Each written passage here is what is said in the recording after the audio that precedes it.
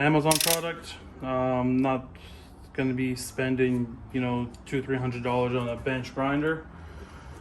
This was like 60 bucks, I think. 60 or 67, I don't remember. I know it was around 60 bucks. Good reviews, but for what I'm going to be doing for home use, this is perfect. So I'm excited to see what's in this box.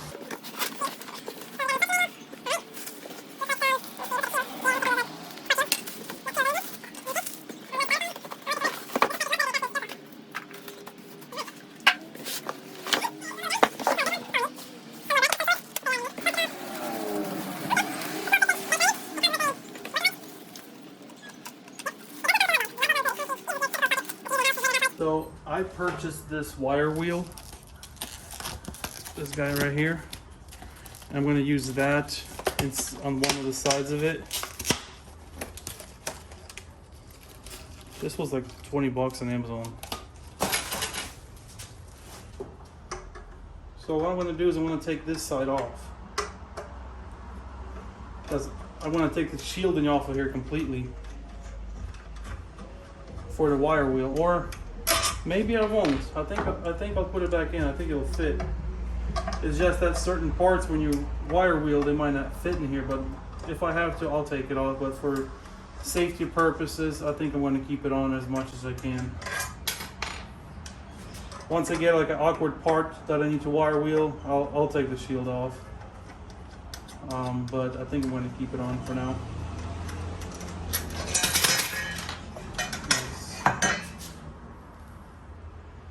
Okay. Let's put the camera back a little bit.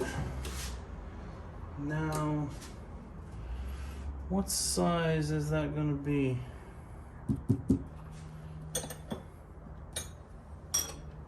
Oh, it's a 19. Yep.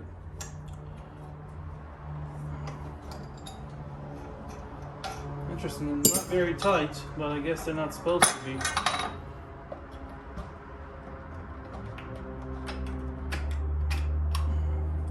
Okay, gonna keep this here for now. Let's get this guy, slide it on here. Oh, I'm gonna need this. Let's slide this guy on. And it's got this little spacer. And leave it on there because it's, yeah, there it is. It centers, keeps it center. So you guys can see what I'm doing. There's a little spacer in there that keeps this center on the shaft. This goes on, but it looks like that's not going to be enough because it's not going to get tight. So I'm going to need to find some washers to go on here to get this tight. And I don't like how that's, you know what? The washer's got to go on the other end. Alright, so I think I got it. I found this spacer. Not sure what it was from. It was a spacer for like an alternator on the car or something. Not sure, but anyways, so this guy goes on here, and this spacer worked out perfectly because it goes right here. Then I put the wheel on, and it keeps it right in the middle where I need it. This guy goes on, and then the nut. This is a left hand side thread. So we're gonna tighten it up.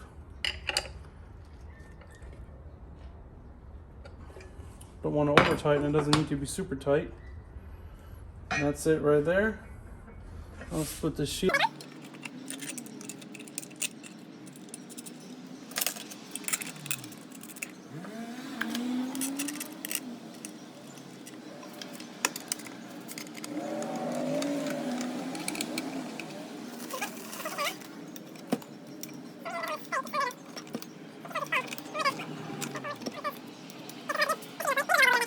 So I got a light bulb right, like this one here.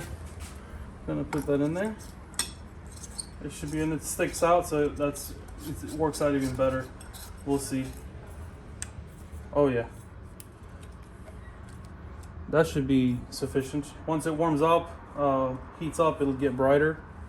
It's one of those bulbs. But I guess that's how it's gonna be. Let's get these shields on.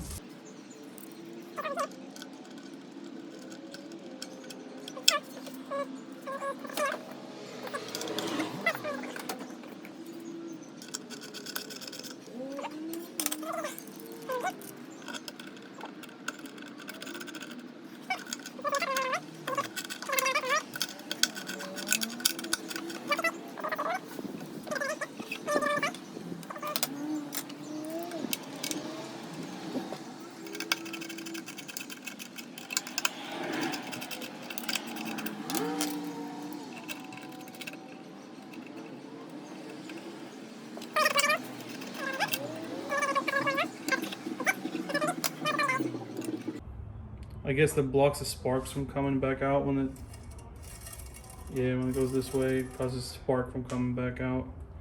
Okay, let's go ahead and put them in. They're there for a reason. We're gonna put them in.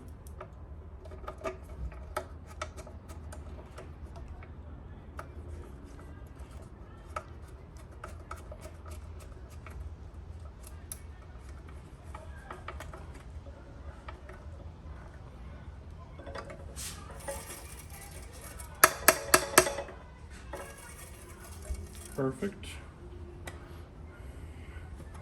Next.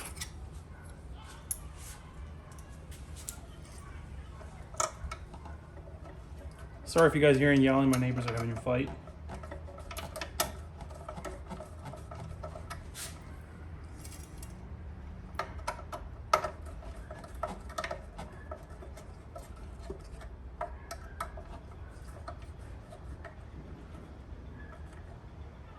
All right.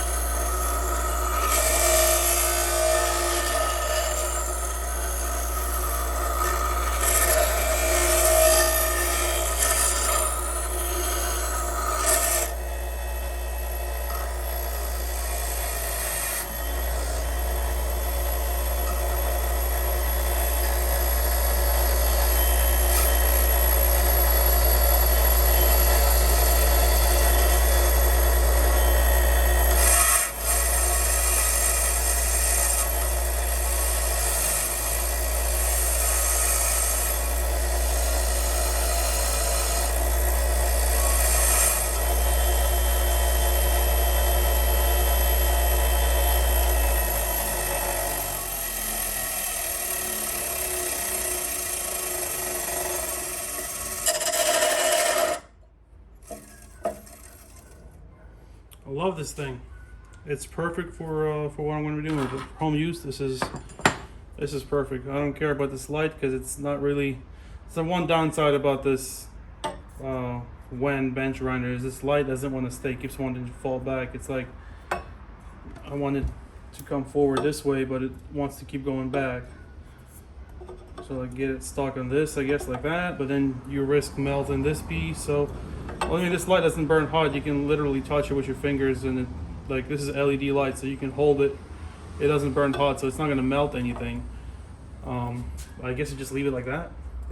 That's fine. I mean, for $60, I mean, it is what it is. You get what you pay for.